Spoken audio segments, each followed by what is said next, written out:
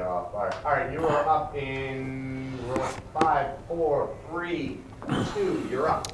Hello, welcome to Visual Radio. It is the 17th of November, 2011. I am knee-deep in the Iron Man book by Tony Iommi.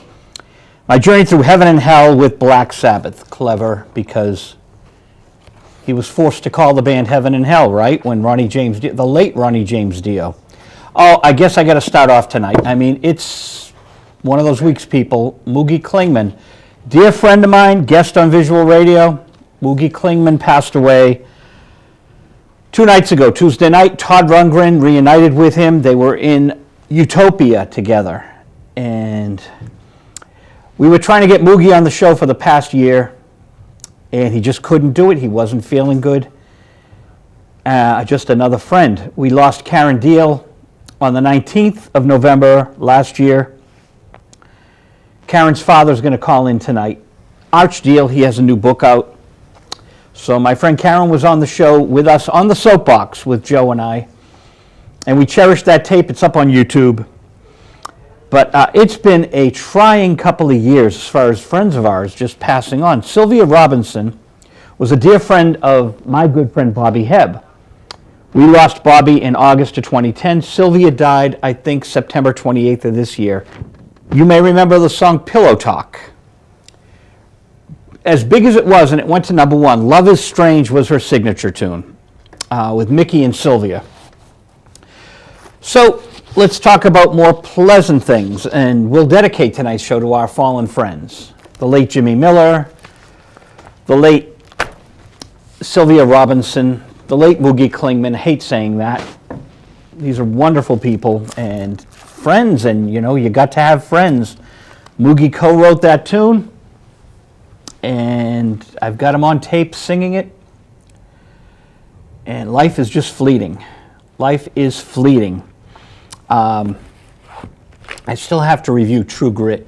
We had Joe LaRocca on here talking about it. I got a new DVD in the mail that I'm very excited about. Looking Fine on Television, The New York Dolls, films by Nadia and Bob Gruen. Now this should be fascinating. So, The New York Dolls, I saw them March 1st, 1973 at a club called Katie's, which is now like Bertucci's.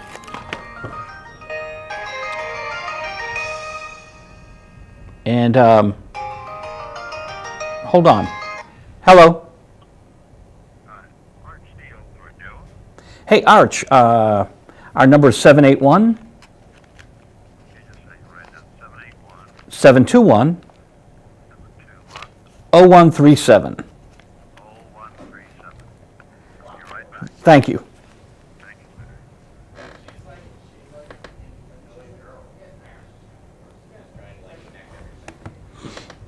And Arch Deal will call in any second.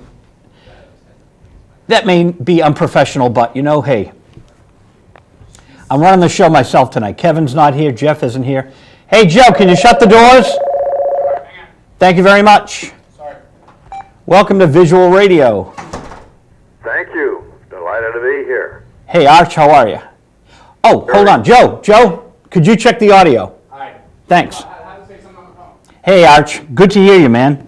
Thanks. Good to talk with you. It's cooling down just a little bit. It got down in the low 80s today. The low 80s. Oh, well, it's going to plummet. Right. It's going to plummet here in Boston. I have to get the jackets out and the sweaters. Oh, yeah. The low 80s, did you say? Right. Oh, man. No, I just went out to my car up here without my suit jacket on, and it's starting to get very chilly. We've had a nice 4 days, It's been very mild here. Yes. But We finally got a little tiny bit of rain today, and a cold front is coming through, so it'll cool down. I think in the maybe the mid-70s tomorrow. So, Arch Deal, That's why I live here. when did you start in broadcasting, Arch? Actually, I started in broadcasting. I think one of the things is when I was a kid, and a guy came up to me. I was actually in radio and building and tearing up radio and TV sets and everything. And so I was interested in this, and the guy said, hey, I do the public address system at the ballpark, and I need somebody to run the equipment for me, keep it running. So he hired me for that, and he had a beautiful girl that would go with him to the games.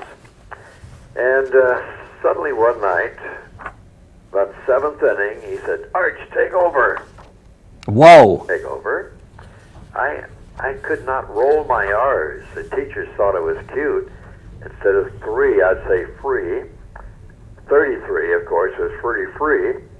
And the third baseman, stuff like that. I'd say, me take over. And so it kept happening about the 7th inning every night. He'd say, take over. He and his girlfriend would leave. I couldn't figure out what was happening. And one night, we had some equipment problem. And I crawled down under the table where they are trying to track down the cables, and I noticed her hand was on his thigh. Every inning, the hand got higher. The 7th inning, Arch, take over. If they could have waited till the game was over, I may never have been in broadcasting. And how old were you, sir? Oh, I was actually in the very early teens, probably 17 at that time. So you were old enough to know what was going on. Yes, I knew what was going on. I was just jealous. But he got me to the side and said, hey, you're not rolling your R's. You need to practice that. Well, apparently my teachers thought it was cute. They never worked on it. And in just a few minutes and a few hours, he had me rolling my R's. So a year later, he got a better job, and he turned this over to me, and I started doing that. Then I started going into broadcasting. I had the idea of getting to a radio station. Back at that time, way before tape recorders, we had wire recorders. And if your wire ever got tangled up, throw it away and start over. But I started practicing on wire recorders and trying to emulate the sound of a newscaster. Pretty poor, as a matter of fact. I went to one station, and the manager gave me a news copy. He said, let's do this as a newscast. I did it. He came back and he played it in front of me, so I sort of crawled out, hanging my head, I never saw him again, at least in broadcasting. Wow. But I practiced and practiced and practiced. One of the first things I had to do, Joe, is get rid of my southern accent. And say, I was born in Hickory, North Carolina, don't you know? So I had to get rid of that, and they wanted no accent at all. So I worked on it for years and years, finally got a job at a radio station. And from there I advanced to television, which was really quite interesting.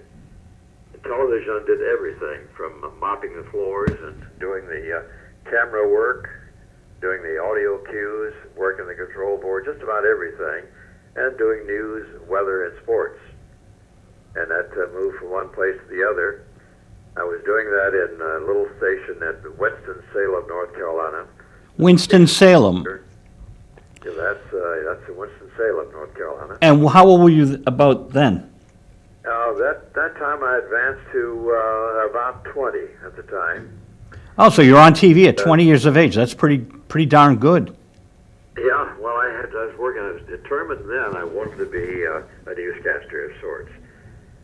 So I worked on that, and then a station manager from Florida happened to see me doing the news, and he talked me into coming to Tampa, being the major newscaster down here, and that continued for 30 years, doing the news. I did the 6 o'clock and the 11 o'clock on the NBC affiliate in Tampa, St. Petersburg.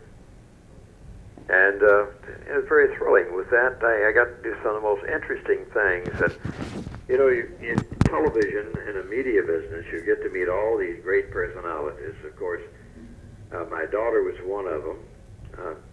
That was Karen, of course, married to Marty Ballin, and she performed tremendously, a great keyboard artist. I got to meet all the people in the rock and roll and things of that sort, but one of the real thrills, I found that John F. Kennedy was coming to Tampa, and I assigned myself, being Air Force, I assigned myself to meet him at the Air Force Base. I arrived early, and he arrived early. He got out Really? of the limousine. Wow. Didn't see a Secret Service man anywhere around, and he walked up to me and he said, nice day. I said, yes, Mr. President, nice day. He said, hey, I'm 30 minutes early. You want to sit down and chat? So we sat down, just side by side, like you sit and have a cold beer or something, and chatted for about 30 minutes, just real small talk. He said, you get the serious stuff, we'll do a news conference right after the speech you were going to make. And 4 days later, of course, was the assassination in Dallas. So that was something that left a great impression on my mind. And we were on the air continuously for quite a while, as many of the stations, when that happened. That's impressive, man. Bill Clinton's coming to town on Monday. You think I should go and get an interview? I think you should, absolutely. I have no idea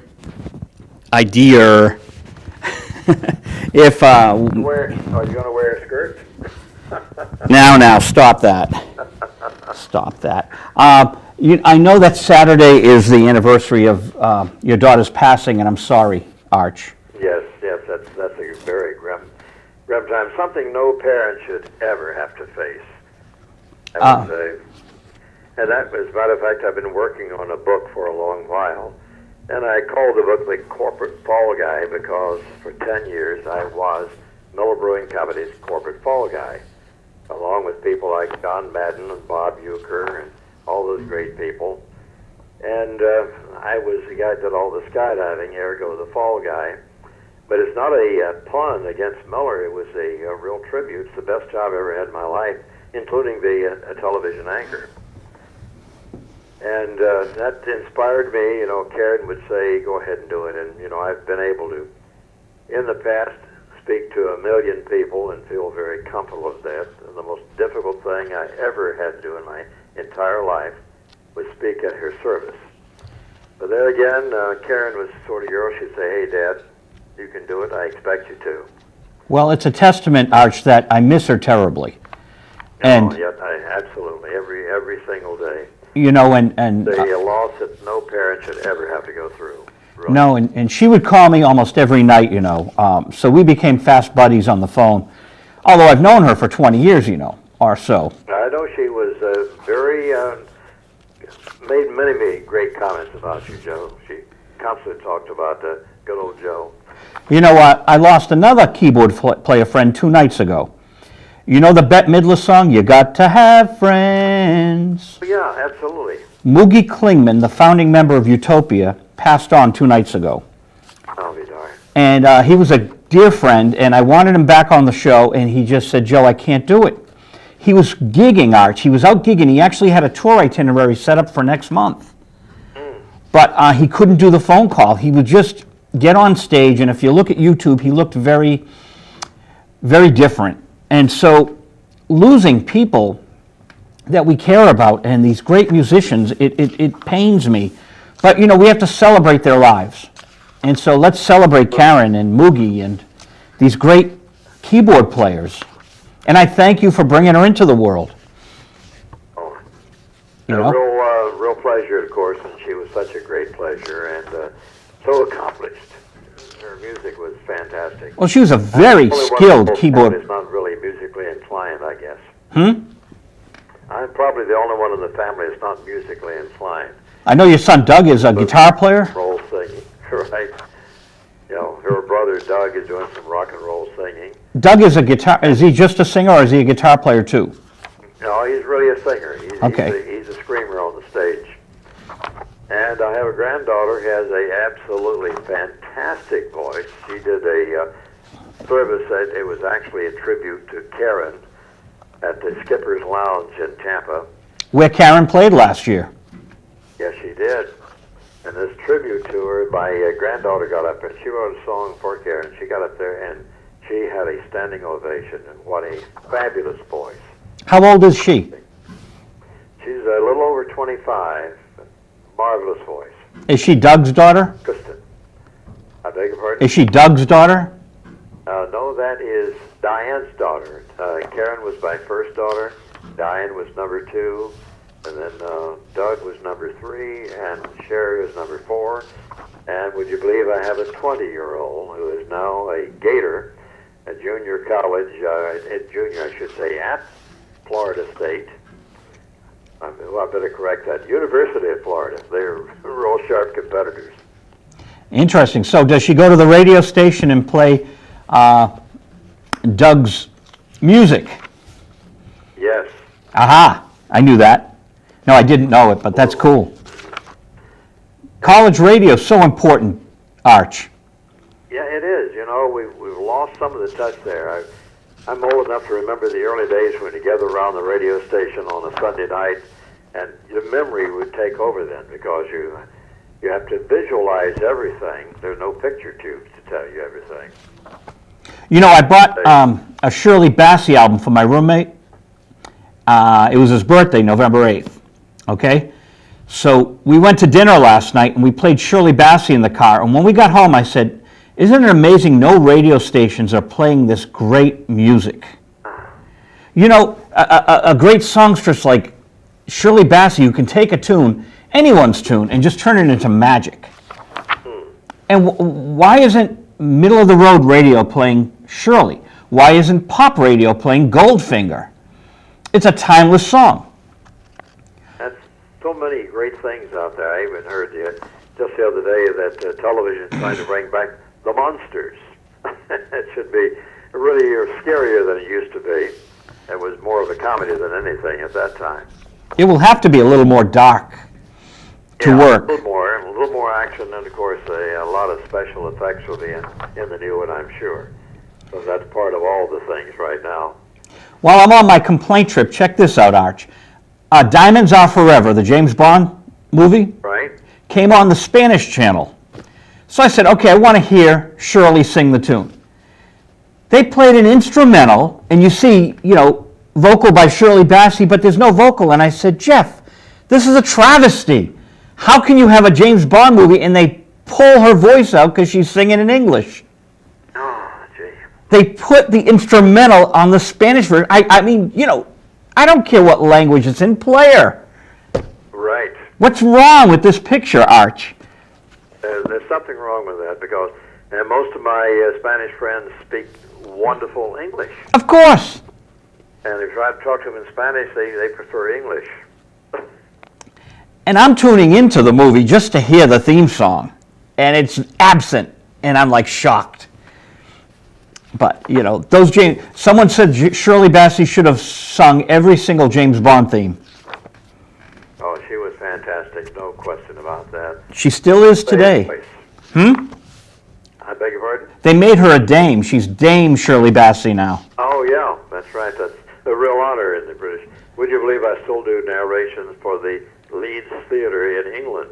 I did not know that. One of the things I do narrations nationwide, and Leeds Theatre, I got a tie into that because you see they have too many British voices over there, you know. They wanted a stateside voice, so I give them a stateside narration. Now, do you do it on an ISDN line at a studio? No, I actually do it on a line and an MP3, and I just MP3 it over on the line. But of course, it's the wave of the future, isn't it? Oh, fantastic, so easy, and they owe me a few pints of stout over there, Troll. I'll have to go collect. Now, Arch, you sent me your book. You sent me, can you hear me okay? Yes, I can, very good. You sent the book. When did you start writing your book, and when was it published? Well, it was only published a little over about 3 months ago. Finally got it published, and I've been writing it a long time. I give credit to Richard Bach. Richard and I doubled in together. We went out and did dog fights together in separate planes, with imaginary guns, trying to shoot each other down. We skydived together all over the place. And I tell him, I give credit to my friend in the sky, Richard Bach, for giving me the desire to write. Unfortunately, he's not giving his great talent. So it was a long time in writing it, but then after Karen passed, I said, I've got to finish this, and the last chapter is a tribute to my daughter Karen.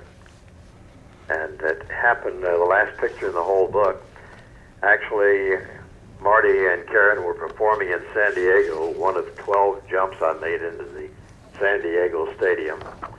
And this one time I landed right in the middle of the field, and she ran out on the field and greeted me. I had a big bundle of nylon in my hands, and someone got a picture of us together standing in the middle of the San Diego Stadium. And that's one of the real fond pictures together like that. So it was a great experience there and going all over. And she, I think I'd performed at the Fresno before, and she was up there for that one too. We traveled around quite a bit. Of course, Marty was quite often in California. I found myself in California almost every weekend skydiving in either the LA Coliseum or of course, the Rose Bowl, the different stadiums around there, even the old stadium in Oakland, which was easier to get into than the one at Candlestick. Candlestick was really a piece of work getting there and then lived through it. But we did it. That was the important thing. Now, Arch, Ian Hunter has a song, Once Bitten, Twice Shy. If someone has a malfunction with their parachute, why would they get the urge to go skydiving again? You know, it's sort of like the saying, get back up on the horse if it throws you off. I had that feeling, after I fell 3,000 feet without a parachute, all of them totally failed. I went into the ground. People always ask me, what was on your mind on the way down? I said, well, besides fast prayers, number one is if I don't get one of these parachutes open, I'm going to die. And number two, how much is that going to hurt? Yikes. I can tell you, 3,000 feet of fall does not hurt. It's that sudden stop that hurts. But I never lost consciousness. I stayed there, and it took about 30 minutes for them to find the body. I was still conscious. Oh, man. I decided then, I never lost consciousness until they got me to the hospital and fed me some strong drugs, and then it was night time then. And actually, I went back to work 3 months after I hit the ground with a broken neck, a broken back, broken ribs, and pelvis. And, I was feeling bad, but people say, hey, Joe, how are you? What do they want to hear? Wonderful, fantastic, outstanding. Nobody wants to hear your complaints. So I went back, and people said, finally, they began to say, you're going to skydive again? And I played the part of General Douglas MacArthur. I shall return, Wow. And I determined I'm going to go back to the minute, exactly 1 year from the time I hit the ground in Cypress Gardens. I'm going to go back and jump again. So I spread the word on that, and all the news media gathered for that. All the television news media, the radio stations, newspapers and all, they're all there to watch a good jump. Oh, come on, Joe, you know better than that. I disappointed all of them. The chute opened, I landed safely, and it launched a new career for me. Yeah, I know there were a lot of psychiatrists wanting to talk to this crazy guy who did it again. Well, it's a funny thing about it. A lot of people say, after what happened to you, you're still skydiving? I said, yes, of course. Sometimes they'll say, you should see a psychiatrist. I said, oh, I do. He jumps with me. Oh, my God. That's a fact. I have a psychiatrist, a very good friend of mine. We made hundreds of jumps together. Matter of fact, I saw him this weekend skydiving at Skydive City. Dr. Stephen Groff, a great skydiver, a great pilot. And I told him, after many years of doing this, I told him I'd been using that story of telling him about the... And then I told him, I said, you're the only skydiver I know who tries to drag a couch onto the airplane. Well, I was going to say, instead of the psychiatrist couch, you just float on the clouds. There you go. Do you communicate with him with walkie-talkie, or? No, I do a wireless microphone, and so when I'm in free fall, it's too noisy in free fall because you're falling at least 120 miles an hour. Oh, my when God. the parachute opens, then I start narrating. The wireless microphone goes to the public address system on the ground in the stadium, and I talk to everybody on the way down. And it's very interesting to talk to them, and gives me something to do on the way down. Like Mile High Stadium in Denver. I had 12 stand-ups in that stadium, and of course you're laying at a mile high. And I did sting my heel one time, but hey, I stood it up every time. That's what counted. You hit your heel on what, on a stand-up? Yeah, just stand up. I hit a little hard, but I was able to walk off. The most difficult thing, Joe, after that, I grabbed up the parachute. There's a huge bundle of nylon in my hands, and I climbed the steps. And anyone who's been to the old Mile High Stadium in Denver know the steps are the steepest in the world. So I'm climbing those steps and high-fiving people all the way to the top. When I get to the top, I am dead tired. Absolutely. But I did that 12 times, and I loved it because it was a difficult, and you do something extremely difficult, and it comes out good. You feel very good about that. So if you were at Candlestick Park, how high is the Yes. plane going up at Candlestick Park? Well, at Candlestick Park, we went up actually not over about 5,000 feet because I wanted to open the parachute by no later than 2,000 feet, Okay. where you should be as an expert. Then steer yourself in, and over Candlestick, I opened out over the bay, and when I was flying along, the bay looked nice and calm, and when I was actually the Pacific there, it looked calm, and after the parachute's open, I'm flying back toward Candlestick, and I see white caps starting to form, more and more and more. They began multiplying. I said, oh, wow. So I had to turn around and got in toward the stadium, had to do a hook turn, drive back into the wind, and land, and then jettison the parachute. Was it like a hurricane? No, but it was, you can only jump in winds of 12 knots, really. That's the legal amount, which is just about 20 miles an hour. Okay. But coming off of the Pacific there, that was over 30 miles an hour. So you could be backing up 10 miles an hour landing, which is not a pleasant sight, and nothing you're proud of. Being dragged backwards, you're not proud of that either. So when I touched down, I immediately jettisoned the parachute. It flew away, landed by itself, and I was still standing there, so that worked out very well. And the reason I asked you Candlestick was when you said Mile High Stadium, is the air thinner at Mile High if you're up 5,000 feet than Candlestick? Oh, yeah, it is very high because we'd go out there over a mile above the stadium, and so it's already a mile high, so we're over 2 miles high when we leave the airplane, and about 2.5 miles actually, so you're falling much faster because the air is so thin. And amazingly, people don't realize, they think in thin air your parachute's going to open, slow and softly. Wrong. Because of thin air, you're falling so fast, it opens really sharp, a real hard, fast opening, which is good. It's better than no opening at all.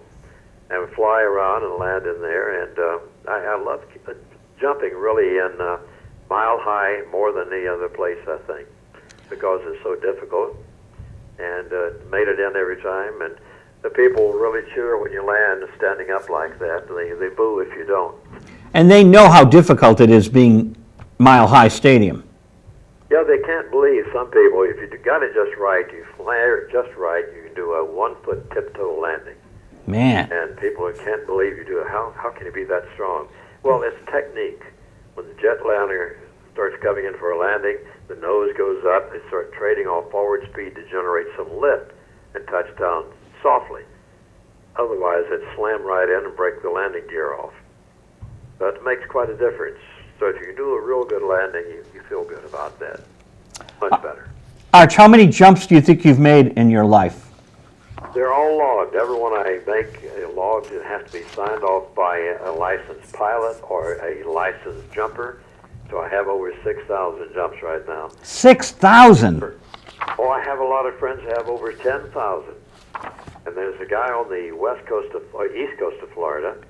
A year ago, this guy had 50,000 jumps. He worked for a parachute company. I thought 550 TV shows was a lot. Man. I'll never catch up with him, that's for sure. Man. I went out one day and I made 50 jumps in one day. And actually, that was not difficult. I planned it ahead. It's all organization. I had people packing the chutes for me. I figured it was taking me 2 minutes to get to altitude at 2,500 feet, 2 minutes to get down on the ground, and then 2 minutes and 20 seconds to get back into the airplane again. And so it's about every 6 minutes and 20 seconds I went out the door of the airplane. Now, Arch, I went up to Maine about 2 years ago, and for old time's sake, I got on the roller coaster, okay? And I hadn't been on a roller coaster since I was in my 20s, all right? Right. And I realized it wasn't as much fun for a guy in his 50s as it was when I was in my 20s. You know, it just wasn't fun. Do you enjoy all 50 jumps in one day? No, that gets to be a little work. Okay. However, Okay. if you have a malfunction, that sharpens you up a little bit. I did not have one at that time.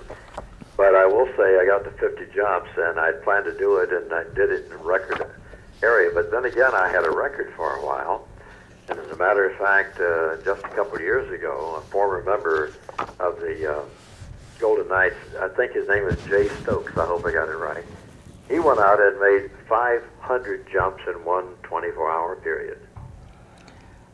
Okay, I mean, you know, After the last jump, he said, I'm a little tired.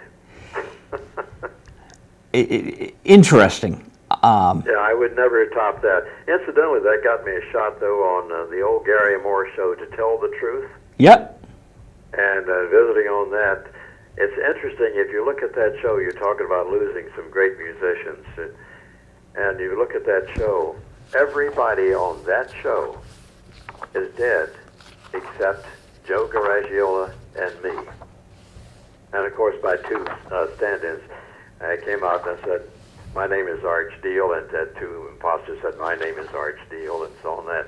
I guess those two guys are still alive, but the rest of the entire cast is gone except Joe Garagiola and me. Well, if you look on the web today, there's only 3 Munchkins left from The Wizard of Oz. We lost the trumpeter, the first Munchkin. Carl Slover. Carl Slover. Yep. I had the pleasure of interviewing him on the radio. You did.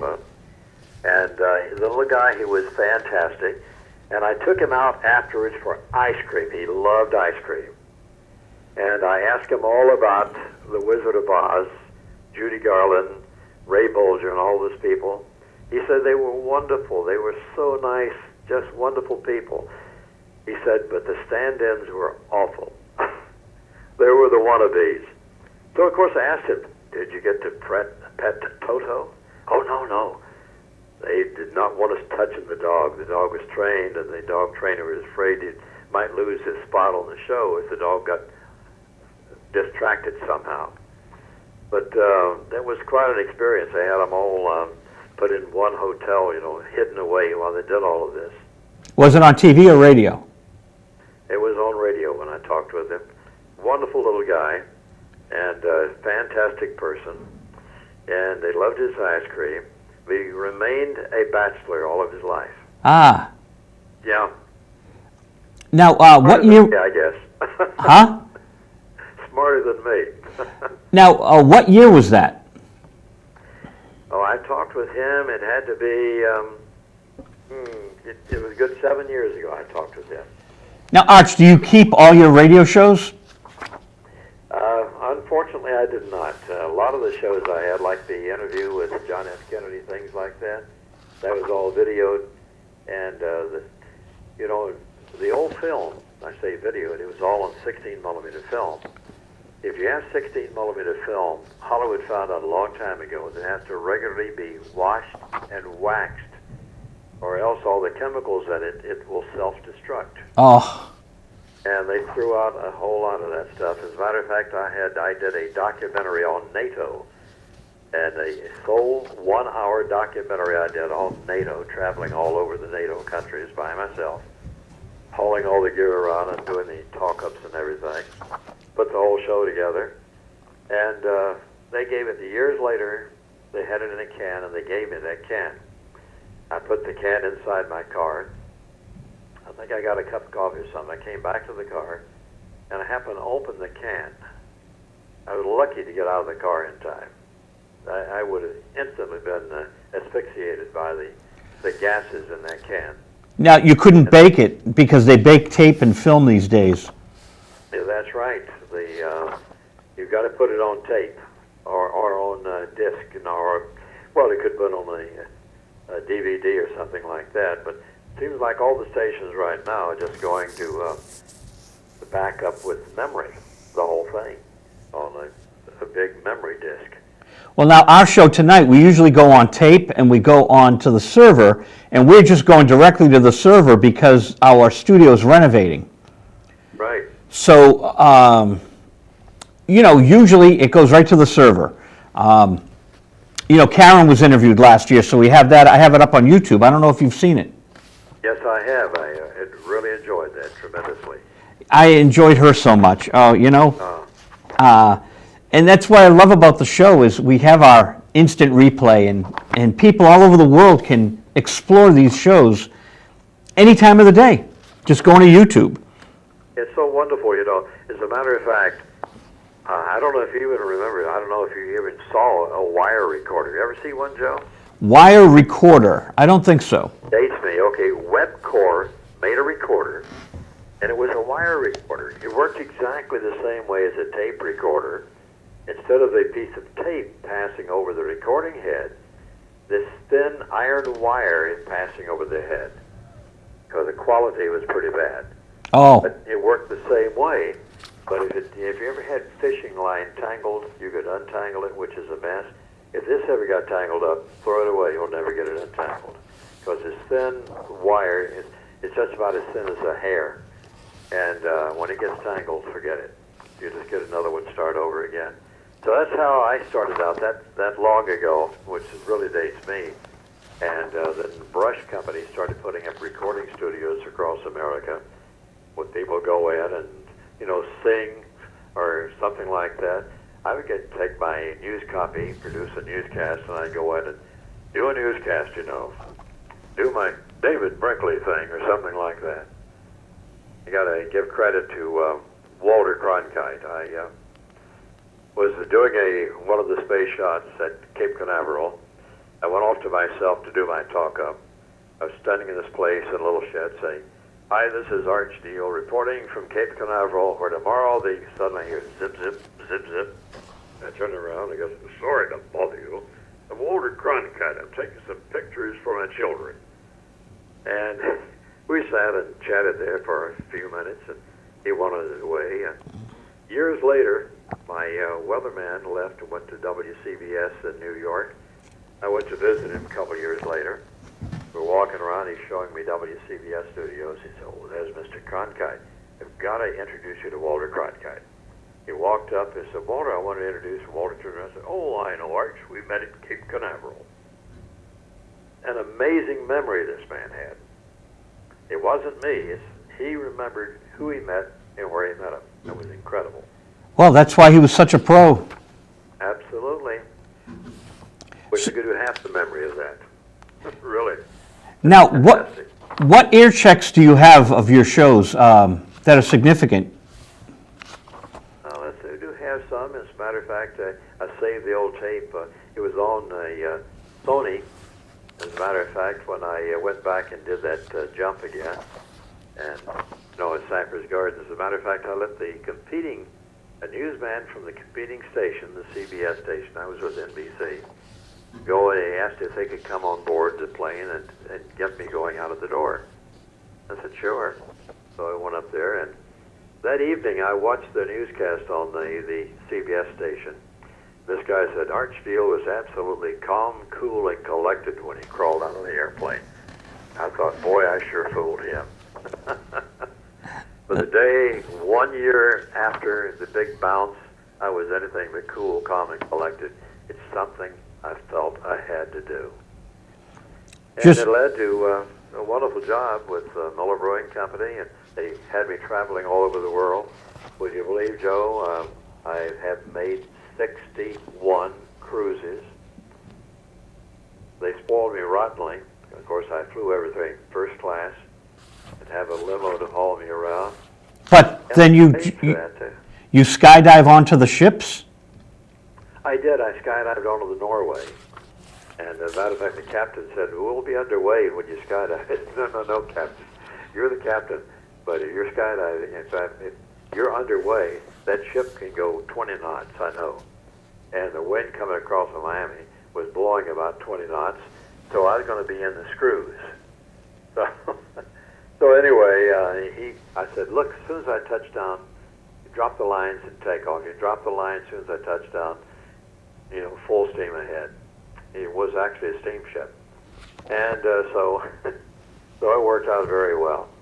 But Jane Pauley was on board, and the most amazing thing, I was neutral about Jane Pauley, but when I landed, she ran up to me and grabbed my hand and held onto my hand and did an interview with me.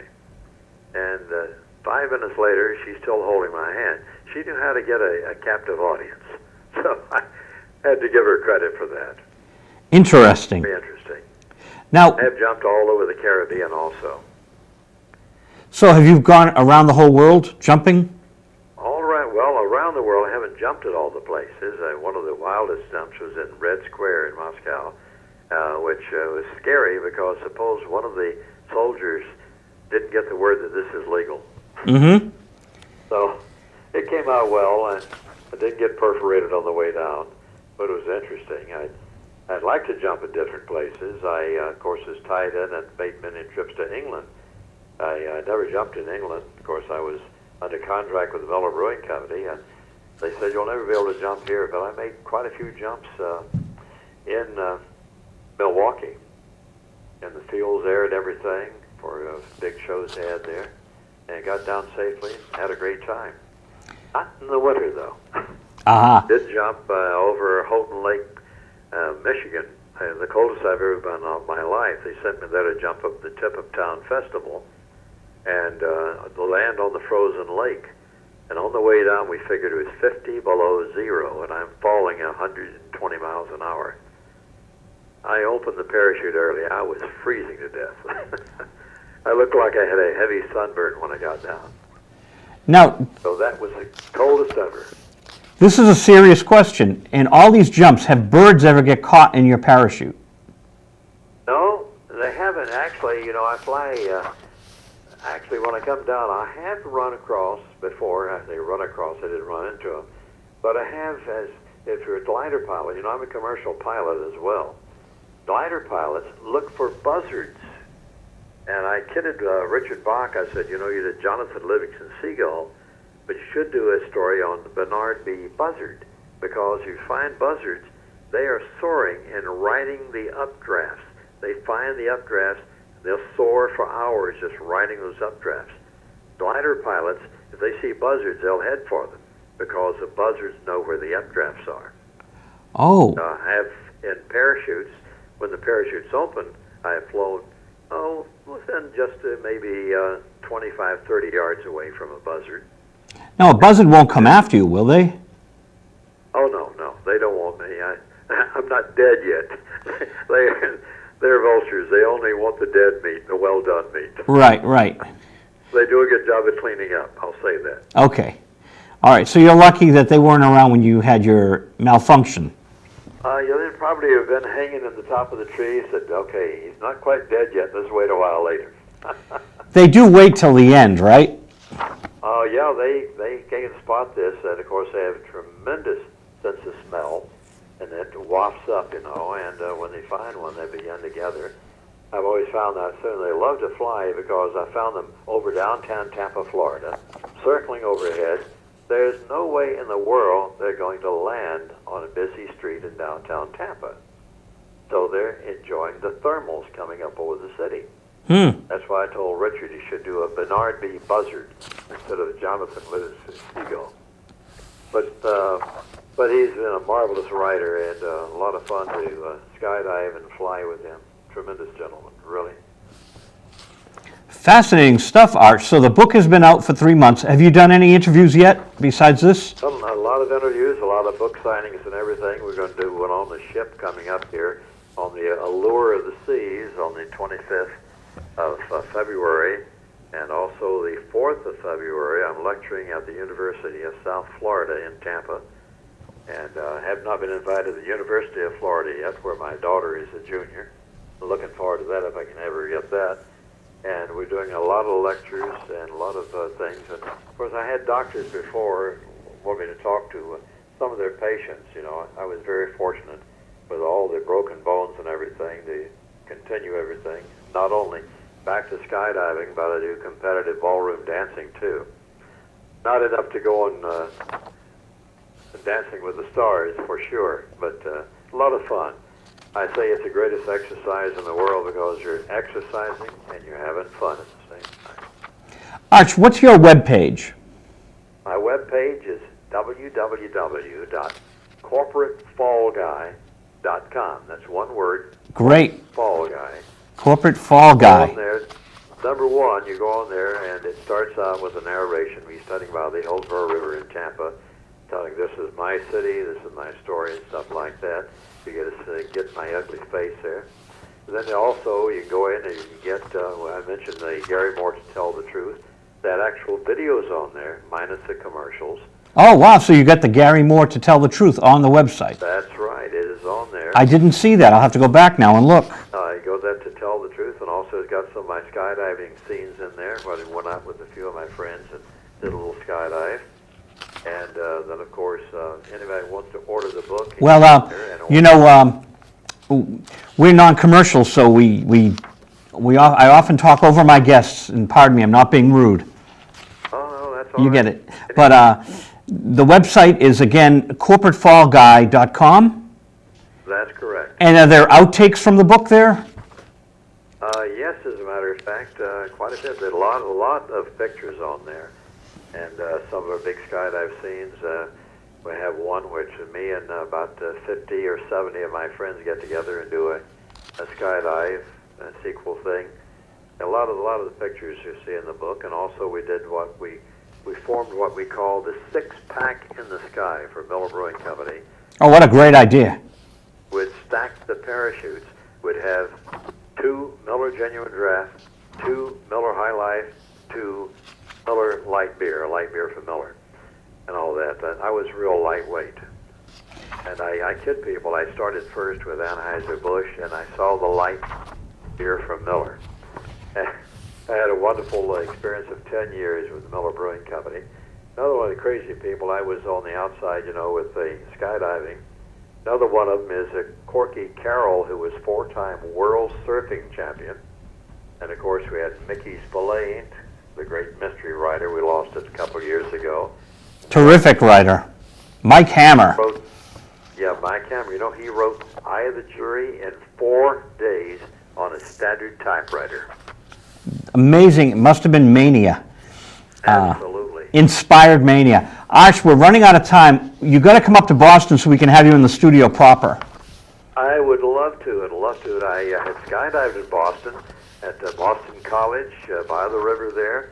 Did a long time ago, one of the USFL games, and I skydived into that stadium there. Our own Joe LaRocca, who set everything up for us, is an alum of BC. Okay, very good. Well, I skydive for them any time at all. I skydived into the Meadowlands, and that's like going down a chimney. And in New York, actually, at the over in the big county fair they had over there, and that was a lot of fun. That was the biggest thing, other than the greased pig chase. Had a lot of fun. Wow, Arch Deal, corporatefallguy.com. Thank you so much for being on Visual Radio tonight. Joe, it's been a real pleasure. I look forward to seeing you real soon. It's been a real honor for me, man.